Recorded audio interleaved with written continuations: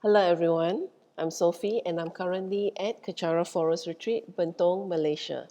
And this is the book that I'll be sharing from, Tales My Lama Told Me. This is by Pastor David Lai, and the stories within were from our Guru, His Eminence the 25th Sam Tulku Rinpoche. And before that, let me go to a picture to share with you. There you go, Lady Raja Yogini and various emanations. Okay, today I'll be reading chapter 7, A Man from Chatreng, page 61. When I first set eyes on a statue of Buddha Rajayogini, I secretly fell in love with her. She was everything that was contrary to the common ideal of how a Buddha should look. She is red in color, boldly naked, and pagan in appearance. But she is, in fact, not only a Buddha, but a very special one. Later, I found out that her meditation is an advanced method of utilizing the energy of our desire and passion to fuel spiritual transformation. The commitments involved in her practice are shorter than most other practices of similar nature, thus rendering it most suitable for the modern and busy individual. When her practice is performed correctly, it has the ability to immediately purify tremendous amounts of negative karma.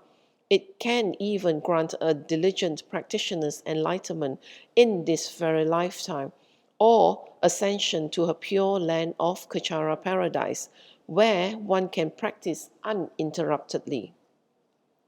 There are many practitioners who have achieved this fast track to Kachara paradise even to this very day. The following is one of my favorite stories, as it is about one such practitioner. There is a famous story of a man from Chatreng called Gonche. He lived during the period when Tibet was invaded by China in the 1950s. Due to the trauma of losing his country, he became very bitter and angry. There was no way anyone would have said that he was a spiritual person. During the invasion, he used to shoot at Chinese guards in remote areas just for fun. It was not to protect anyone, but he did so just to vent his anger and frustration. When the Red Guards came into Tibet from China, they would come across the Great Lake in round skin boats. They were easy targets for his rifle, and the moment he saw them, he made sure they drowned in the lake. Although he enjoyed killing, it was not his only vice. Drinking and gambling were among his other favorite pastimes. He loved women and had multiple partners, although he was married and had children. He was often drunk and always in the middle of a brawl. Even when he was sober, he was rude and obnoxious. It was a given that he never took any responsibility for anyone, not even his wife and children. He was basically a useless bum, and he loved it. When the Chinese finally invaded Tibet, it gave him the excuse to do what he did best. It was an opportunity to kill, and this time there would be a reason for it.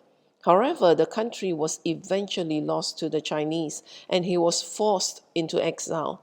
In India, he joined the Tibetan resistance. But there, he did not randomly kill people as often as he did back in Tibet, as it was not as easy to get away with it. However, he would tell stories about himself to people to glorify his past actions and boost his reputation as a great man. Some years passed, and he soon arrived at Dharamsala, where he chanced upon the teachings of His Holiness Trijang Rinpoche. He listened to the teachings of cause and effect, and for the first time, great regret arose in his mind. He felt sorrow when he thought of all the things that he had been doing, such as cheating on his wife, leaving his children, and not taking care of them.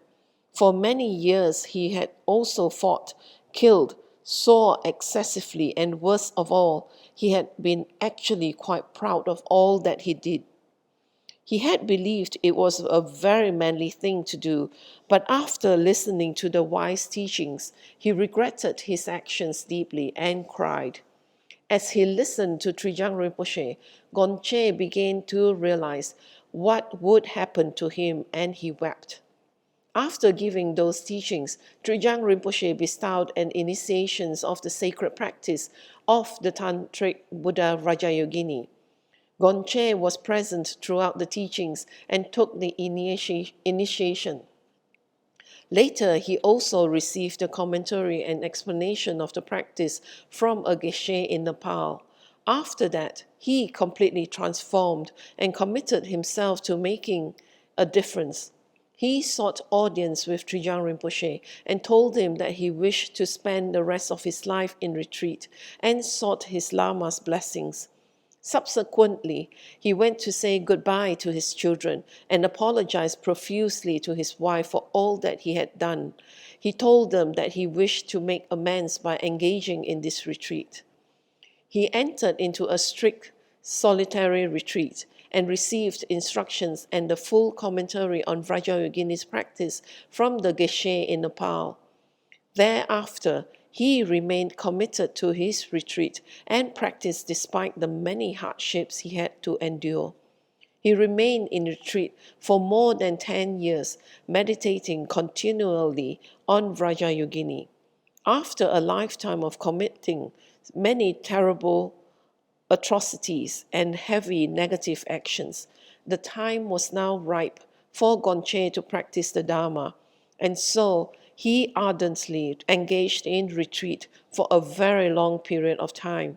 He stayed in meditation for so long that he even passed away while in the midst of doing Vajrayogini's retreat. His body was discovered not long after his passing. Nobody knew his family and friends, so a few monks, geshe, lamas gathered together and performed a funeral for him. However, it was witnessed by everyone around, and the story of his funeral is now famous. It was well known throughout the area that many rainbows appeared across the sky over his funeral pyre. The appearances of these rainbows, usually an auspicious sign of the passing or presence of a highly attained being, was even reported up to the highest lamas. All the lamas concluded that the rainbow were a sign that he has ascended directly to Kachara paradise, Vrajayogini's pure land. What is most fascinating about this story is that it was not something that happened centuries ago in old Tibet, but within our day and age, perhaps only 40 to 50 years ago. This proves that engaging in deep retreats of these sacred practices and gaining the attainments from them are still as relevant and possible now as they were many hundreds of years ago. And that is the end of the story that I was sharing. So as shared, as told by Rinpoche, this is something really relevant to us because it was like only 40, 50 years ago. It could be like, our parents' time or even our grandparents' time, depending on how old you are. So, it's something that is very recent and relatable to us. So this man who has been on a killing spree and enjoying it and being so unresponsible towards his family and always being the troublemaker and even enjoying it, So from that kind of a person that he could just do 100% turnaround, just listening to the Dharma teaching. And this is by Trijang Rinpoche. And he went on into retreat and really committed towards his retreat and his meditation. And from that, as the story goes, that he actually gained enlightenment and had directly gone to Kachara paradise, which is Raja Yogini's paradise, pure land. So don't think that, it seems impossible. So this story really make it um, real, that it is possible. So it's depending really on ourselves, how much we are committed, and how much faith we have in our practices. So that's it for my sharing today, and thank you for sharing your time with me. And we'll do this in completion dedication in Tibetan. Jangju Senjo Rinpoche, Make Panam Geishi, Ke Panam Pame Payang, Goni Gondu Pewashu, Tony To Rinpoche, Make Panam Geishi, Ke Panam Pame Payang, Goni Gondu Pewashu, Daso Jini Sapage Wadi, Tanta Drowa Kunak Ampadang, Jepa Jesu no Santrapai, Tamping Imporin Dusa, Se, Ke Wakuntu Yandala Madan, Drami Jogi Palano Jojing, Sadam Langi Yoterazone, Doji Changi Opangatuso, Ke Wadi, Yududa, Lama Sangyo Droyone, Drowa Chika Malupa, Dei Salago Pasho, Choki Kaposungapa, Chosunampa Pewala, Keki Sama Siwadang, Tunki Malu Sawasho, Dadam Sangyo Dosundan, Drewi Songi Latene, Gewala Santrapai, Tampayu River, Gyushi, Ni Modele Sendele, Ni Megunyan Deleshin. Ni sentato delle pel, concio sungi jingilo, concio sungi ngodoso, concio sungi drasi sho. Jesu lama kosun rapting ching, nam katrini chochu ke padang, losam tempe dromi sap sungi, droe musa tato ni gyushi, gangri rawe kowe shinkamde, pendan dewa malu gyoene, cheren se wan tenzin get soi, shape shiri badu den gyushi.